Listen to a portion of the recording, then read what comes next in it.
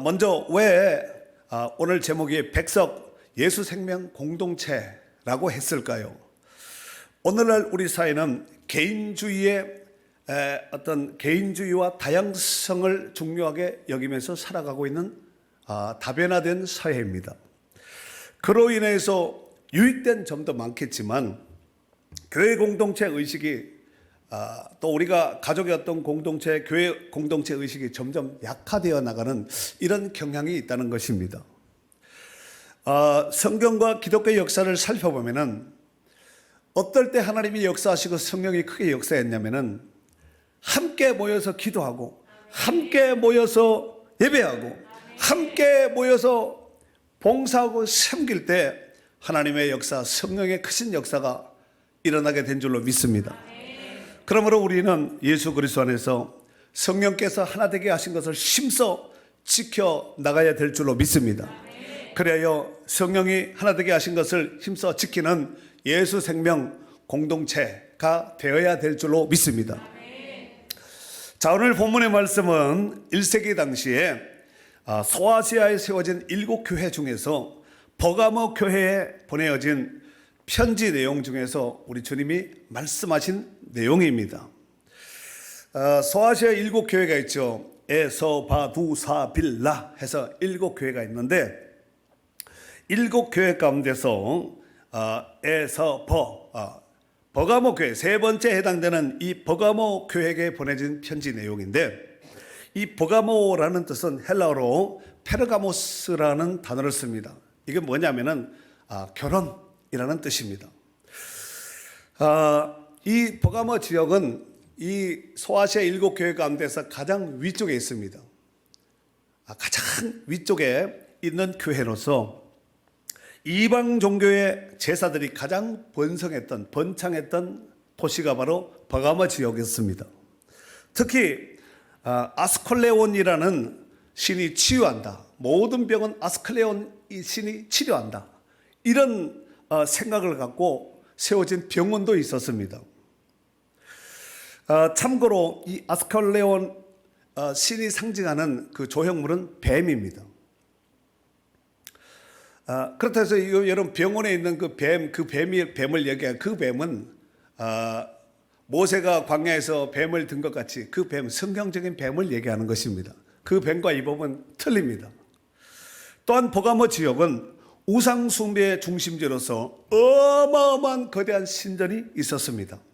그 밖에도 제우스 신을 비롯한 여러 신전들이 많이 있었던 곳이 바로 버가모 지역. 그러니까 신들의 천국이다. 로마 시대 때 옛날 로마 신화에 보면은 다 신들 이야기 얼마나 많이 나와요. 사람이 만들어 놓은 신 있잖아요. 그리고 버가모 교회가 있었던 그곳에는 사단의 권자가 있었던 곳이라고 13절 말씀에도 말씀하고 있습니다. 더욱이 로마 황제는 버가모 총독에게 사람을 처형할 수 있는 권한까지 주어서 황제 숭배를 거부하는 많은 사람들이 순교를 당하기도 하였습니다. 그런 와중에 전설에 의하면은 이 버가모 교회 내에 영적인 지도자들 가운데서 한 사람인 안디바라는 사람이 있었는데 우리 성경에도 나오죠. 안디바. 그런데 이 안디바라는 이 사람이 어떻게 죽었냐면은 큰 노쇠로 만든 황금 소를 만들어서 노쇠로 만든 황금 소를 만들어서 그 안에 사람을 집어넣고 불에 던져서 구워서 죽임을 당하게 했다는 것입니다. 이와 같이 버가모 교회 성도들의 신앙이 열정적이었음에도 불구하고 그 가운데 몇몇은 발람의 이단 사설에 빠진 자들이 있었다는 겁니다. 이 안디바 같은 이런 신실한 믿음을 끝까지 하나님 말씀을 지키고 믿음을 끝까지 선교하며 자기 생명을 걸고 지켰던 이런 사람들이 있었던 반면에 발람의 이단 사설에 빠진 자들도 있었다는 것입니다. 그로 인하여서 앞에 나온 그 에베소 교회에게 책망했던 것과 같이 오늘 이 버가모 교회에게도 니골라 당의 가르침을 믿는 사람들이 있었는데 오늘 14절, 오늘 메인 본문은 17절이지만 자, 14절, 15절을 일단 다 같이 읽도록 하겠습니다. 읽습니다. 시작. 그러나 내게 두어 가지 책망할 것이 있나니 거기 내게 발람의 교훈을 지키는 자들이 있도다. 발람이 발락을 가르쳐 이스라엘 자손 앞에 걸림돌을 놓아 우상의 제물을 먹게 하였고 또 행음하게 하였느니라. 이와 같이 내게도 니골라 당의 교훈을 지키는 자들이 있도다. 아멘. 여기 나오는 이 발람이라는 인물은 구약 성경 민수기 22장에서 24장 가운데서 등장하는 사람인데, 모압 왕 발락이 발락과 발람은 다릅니다. 발음을 정확하게 여러분 이해할 수 있겠죠? 같은 발신데 발락은 왕이고 발람은 거짓 선지 주술사입니다. 자, 모압 왕 발락이 많은 돈을 발람 선지자에게 주면서 꼬셨습니다. 이스라엘 백성들을 저주하게 하면은 내가 더 많은 돈을 줄게, 높은 권세도 줄게 하면서 꼬드겼습니다. 그랬더니 이 눈먼 주술사 발람이 그럼 좋지 하면서 이제 이스라엘 백성들을 저주하게 해서 산 꼭대기에 올라가지요. 구름대같이 200만 명이 넘는 사람들이 산 아래서 바글바글 개미떼같이 있지 않았겠습니까? 저주하려고 올라갔는데 하나님께서 그 마음을 바꿔서 오히려 발람이 축복해버린 거예요. 아니, 저주하러 보낸 사람이 축복하면은 모압왕 발락 입장에서는 열 받아야 안 받아요? 아니, 돈을 들여가면서 저주하라고 보낸 데 가서 축복을 했으니까. 그래서 몇 번의 시도 끝에 실패하자 이제 모압의 아리따운 여자들을 동원하여서 이스라엘 백성들을 그들의 제사에 초청하게 합니다. 그리고 그곳에서 음행과 우상 숭배를 자행하게 하였습니다. 그 결과 이스라엘 백성들 가운데 수많은 사람들이 하나님의 징계로 죽고 말았습니다. 고린도전서 10장 8절 말씀에 보면은 그들 중에 어떤 사람들이 음행하다가 하루에 2만 3천 명이 죽었나니 우리는 그들과 같이 음행하지 말자 그랬습니다. 하나님이 순식간에 죽여버린 거예요. 2만 3천 명. 여러분, 성경에 나오는 숫자는 다 남자 숫자라고 생각하시면 됩니다.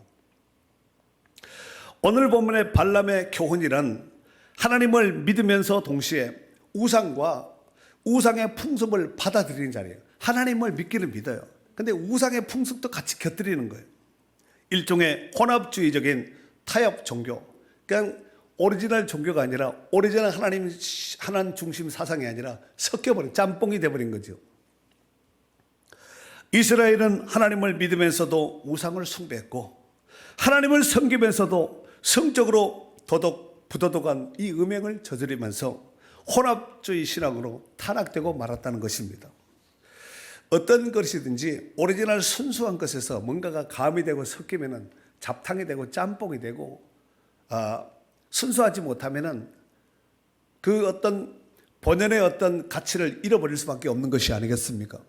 그래서 금도 18K, 14K보다가 순금 24K가 비싼 거 아니겠습니까?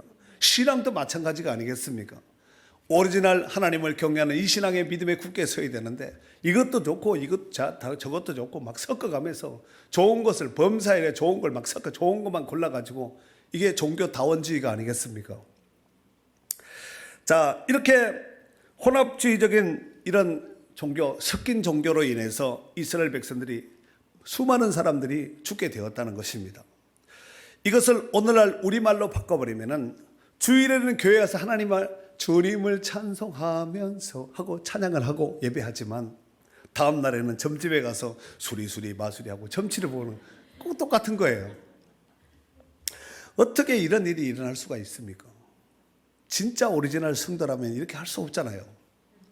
하지만 실제적으로 기독교인들에게서 이런 사람들이 많다는 거예요. 한간에는 지금은 서울 미아리 강북구 미아리가 많이 좀 교통 정리가 되는데 그래도 그 존재들 뿌리들이 여전히 많이 남아 있어요. 미아리 점집들 얼마나 많아요. 산에 올라가면 바글바글하잖아요. 철학관, 점집, 무당집이 얼마나 많습니까? 그런데 그 점집의 고객들 가운데 70%가 기독교인들이라는 거야. 기독교인들이 안 하면 먹고 살 수 없다는 거예요. 여기도 갔다 온 사람이 있을 수가 있습니다. 미아리가 아니라 다른 나리로 갔다 올 수가 있는 사람이 있을 수가 있어요. 그런 프로테이지로 본다면. 이런 하나님에 대한 모독이자 하나님을 배신하는 행위가 아니겠습니까? 하나님이 가장 가장스럽게 여기는 것이 영적으로 양다리 걸치는 사람이에요. 그들은 육신적 간음뿐만 아니라 영적인 간음을 범함으로 하나님 앞에 징계를 받아서 2만 3천 명이나 되는 많은 사람들이 죽었다는 것입니다. 문제는 오늘 성경에 나오는 이 버가모 교회 내에도 이런 심각한 영적인 간음을 행하는 자들이 있었다는 사실입니다. 그로 인해서 오늘 본문에 주님이 그 부분을 지적하시면서 책망을 하셨습니다. 그렇지 않을 경우에는 예수 그리스도께서 그 입에 검으로 임하실 것이라고 경고하셨습니다. 뿐만 아니라 15절 말씀에 보면은 니골라당의 교훈을 지키는 자들이 교회 안에 버가모 교회 안에 있었다는 것입니다. 여기서 니골라당의 교훈이라면은 구약의 율법을 지키지 않으면 죽기 때문에 굳게 지켜야 한다는 것입니다. 물론 지켜야 되겠지요. 그러나 구약의 율법 가운데 폐기된 율법들이 많습니다. 왜냐하면 예수님께서 이루심으로 인해서 완성시킨 것이 많기 때문에. 우리가 구약에 뭐 짐승 잡아서 제사하고 지금 이러지 않잖아요. 그러지 않습니까? 더 이상 짐승을 잡을 필요 없는 거예요. 왜냐하면 예수님께서 그 몸으로 친히 십자가에서 테테레스타이 하시면서 모든 것을 다 이루었다고 말씀하셨기 때문에 더 이상 소 잡고 양 잡고 막 짐승 잡고 이런 일을 안 해도 되는데, 그래도 신약 시대에 지켜야 된다는 거예요. 짐승을 가져와야 된다는 것이에요. 또한 이 세상에서 선한 것은 영혼뿐이고 육은 악하기 때문에 육체로는 무슨 질을 타락되고 음행하고 해도 괜찮다는 거예요. 마치 초대교회 성도들을 어지럽게 했던 그노시즘, 이 영지주의들과 똑같은 거예요. 영은 선하지만 여기 구원받으면 됐지, 육은 방탕하게 허랑방탕하게 살아도 된다는 거예요. 성경은 틀림없이 속지 말라, 악한 동물들은 꼬드긴다 그랬습니다. 우리가 몸과 영혼을 주님 다시 오시는 그날까지 흠이나 티나 주름 잡힘 없이 깨끗하고 순결한 모습으로 걸어간 신부단장으로 주님 앞에 서야 될 줄로 믿습니다. 이와 같이 버가모 교회 내에서 안디바와 같이 충성된 이런 신실한 일꾼들, 제자들도 있었지만 다른 한편으로는 발람의 교훈과 니골라당의 교훈을 따르는 혼합주의 신앙생활을 하는 자들이 있었다는 것입니다. 이런 자들을 향해서 우리 주님이 뭐라고 책망을 하셨냐면은 16절 말씀 다 같이 읽도록 하겠습니다. 시작. 그러므로 회개하라. 그리하지 아니하면 내가 내게 속히 가서 내 입의 검으로 그들과 싸우리라. 아멘. 회개하라는 거예요. 회개야만이 살 길이라는 것입니다. 그리하지 않으면은 내가 내게 속히 가서 내 입의 검으로 싸운다는 거예요.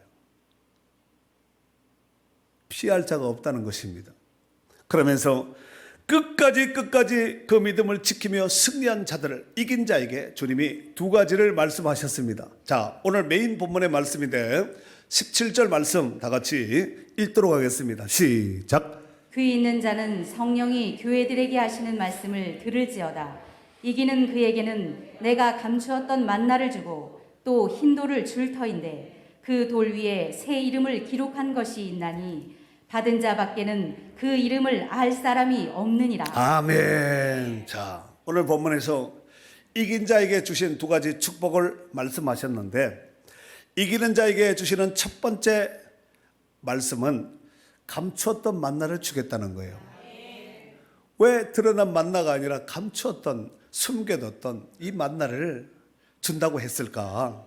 여러분, 먼저 여기서 만나라면은 구약 이스라엘 백성들이 출애굽 여정 가운데서 출애굽기 16장 31절 이하에 보면은 이스라엘 백성들이 40년 동안 그 만나를 먹고 살았습니다.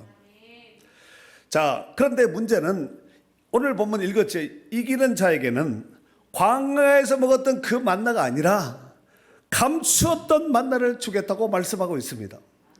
여러분, 광야 이스라엘 백성들 하나님께서 하늘 양식으로 먹이신 그 만나를 먹고도 아까 음행하다 모압 땅에서 죽은 사람이 수만 명입니다. 그러니까 그 만나는 출애굽 여정시에 먹었던 그 만나는 영생, 한번 먹으면 영원히 살 수 있는 영생 양식이 아니라는 것을 알 수가 있습니다. 살아있을 때만, 우리가 육신을 가지고 이 땅에 있을 때만 먹고 생명을 유지한 그 양식이었다는 것을 알 수가 있습니다. 한시적으로, 제한적으로. 요한복음 6장 49절 이하에 보면은 예수님께서 이렇게 말씀하셨습니다. 너희 조상들은 광야에서 만나를 먹었어도 죽었거니와 이는 하늘에서 내려오는 떡이니 사람으로 하여금 먹고 죽지 아니하게 하는 것이라. 나는 하늘에서 내려온 살아있는 떡이니 사람이 이 떡을 먹으면 영생하리라. 내가 줄 떡은 곧 세상의 생명을 위한 내 살이니라 그랬습니다. 이 말을 문자 그대로 해석을 하면은 만나 먹어서 사는 것이 아니라 나를 먹어야 산다 라는 말씀입니다. 이러먹은 때 오늘 본문에 감추었던 만나는 이스라엘 백성들이 먹었던 광야의 음식이 아니라 예수 그리스도로 말미암은 진리의 말씀, 이 말씀을 먹는 자가 영생하는 하나님의 자녀가 된다는 말씀입니다. 이 복된 은혜가 오늘도 우리 가운데 충만하시기를 바랍니다. 두 번째, 이기는 자에게 주시는 것이 바로 신돌 위에 새긴 새 이름을 주겠다고 말씀하고 있습니다. 본문 17절 하반절에 보니까 또 신돌을 줄 터인데 그 돌 위에 새 이름을 기록한 것이 있나니 받은 자밖에는 그 이름을 알 사람이 없다 그랬습니다. 받아본 자만이 안다는 것입니다. 여기서 흰돌이라 하면 다른 말로 흰돌, 백석이라고 볼 수가 있는데 오늘날 우리 총회인 백석총회와 백석대학교가 이 말씀을 근거로 해서 백석이라는 이런 호칭, 명칭을 갖게 된 것입니다. 특별히 여기서 흰돌 가운데서 르코크라는 단어를 쓰는데 빛나다, 밝다, 곱다 이런 뜻을 가지고 있습니다. 이것은 기쁨과 승리를 상징합니다. 하얗다, 이것은 기쁘다, 승리했다, 이것을 상징하는 것이 흰이 상징하는 뜻이고, 두 번째로 돌은 프로포스라는 단어를 쓰는데 작은 돌, 조약돌, 장식돌, 마치 엘라 골짜기에서 다윗이 들어서 골리앗을 쓰러뜨렸던 그 문맷돌 같이 이 작은 돌을 말하는데, 그러면은 신돌을 정리해서 말씀을 드리면은 신돌은 기쁨의 돌이고 승리의 돌이라고 해석할 수 있습니다. 또한 신돌은 고대 시대에 축제에 참석하기 위해서 입장권이나 또 재판을 하는 이 법정에서 무죄 석방을 표시하는 것으로 흰돌을 사용했습니다. 흰돌을 들면 무죄야. 까만 돌을 들면 너는 죄가 있다는 얘기죠. 성경적으로는 대제사장의 판결 흉패 가운데서도 이 흰돌이 있었습니다. 그래서 전쟁을 나갈 때 우리가 성경에 보면은 하나님 앞에 묻잖아요. 이 전쟁을 나가야 되겠습니까? 말아야 되겠습니까? 묻습니다. 그러면은 이제 제사장이 기도하겠지. 그리고 이제 뽑습니다. 흰돌이 나오면 나가는 거야. 검은 돌이 나오면 부정해. 나가지 말라는 얘기예요. 기도 응답도 마찬가지입니다. 그렇게 구약의 대제사장들이 이 돌을 사용하기도 했다는 것입니다. 또한 영적으로는 예수 그리스도의 보혈의 은혜로 정말 더럽고 추한 인간의 모든 죄가 신눈같이 깨끗하게 씻김을 받은 자를 의미하는 것입니다. 신돌. 우리 주님은 믿음으로 승리한 자들에게 바로 이 돌을 주겠다는 것입니다. 근데 이 단순한 돌이 아니라 그 위에 새 이름을 기록해 써주겠다는 거예요. 그런데 이 돌을 받은 자밖에는 그 이름을 알 사람이 없다고 말씀하고 있습니다. 그로 인해서 버가모 교회 내 신실한 믿음으로 신앙생활한 자들을 격려하고 있는 거예요. 지금은 사단의 권세로 인해서 우상으로 인해서 주변의 환경이 다 온통 우상이에요. 그래서 너희들이 신앙을 지키고 말씀을 지키고 믿음을 지키기가 힘겹고 때로는 숨겨져도 나고 고통 가운데 있지만 이기는 자에게는 내가 감추었던 만나를 주고 하늘로부터 내려온 이제 신도를 줄 텐데 그 위에다가 새 이름을 새겨주겠다는 거예요. 받은 자 밖에는 알 사람이 없다고 말씀하고 있습니다.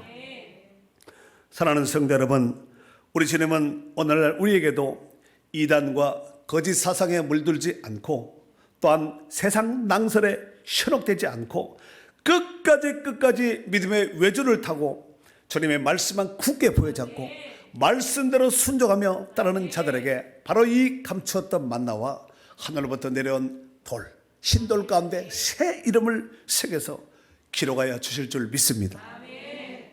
그리고 주님 앞에 서면 주님이 그러겠지요. 잘했다, 착하고 충성된 종아, 네가 그 환난과 시련 가운데 그 고통과 어려움 속에서도 내 말을 배반하지 않고 우상의 음행에 세속에 물들지 않고 그 믿음을 신실하게 끝까지 잡았으니 잘하였도다, 착하고 충성된 종아 하시면서 면류관을 탁 씌워줄 것 같아요. 그런 자들이 써야 될 것이 바로 면류관이 아니겠습니까? 그날은 우리의 자랑의 날이 될 터이요 또한 상급과 칭찬이 임하는 축복의 날이 될 줄로 믿습니다. 바로 그날의 주인공이요, 칭찬의 주인공이요, 면류관의 주인공이 될 수 있기를 바랍니다.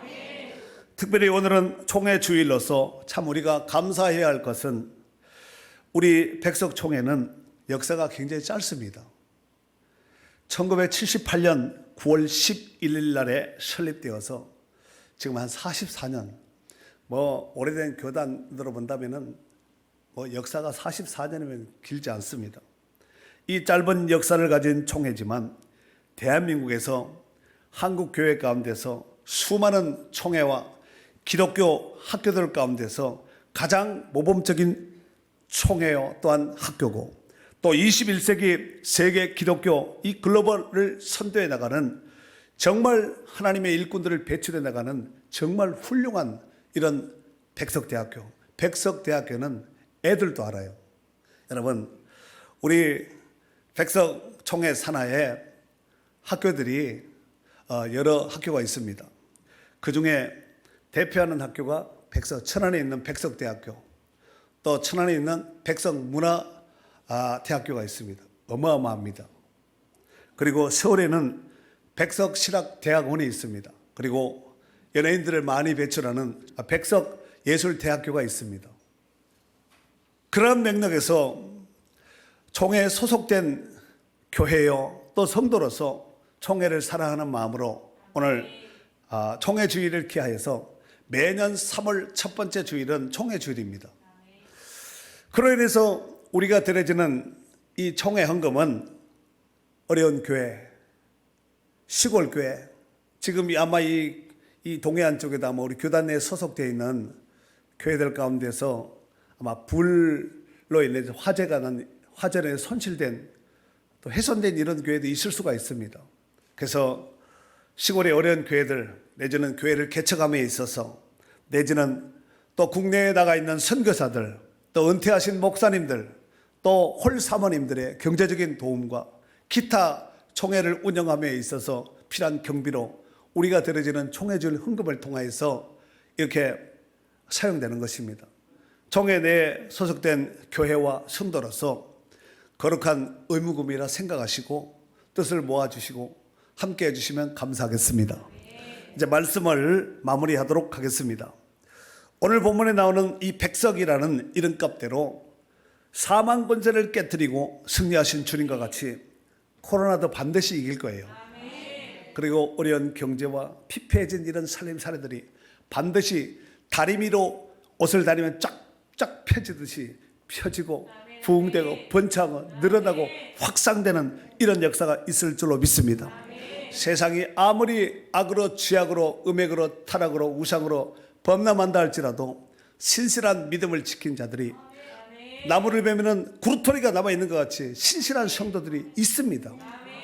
이런 성도들이, 이런 일꾼들이, 이런 안티바와 같은 이런 일꾼들이 저와 여러분들이 되어야 될 줄로 믿습니다.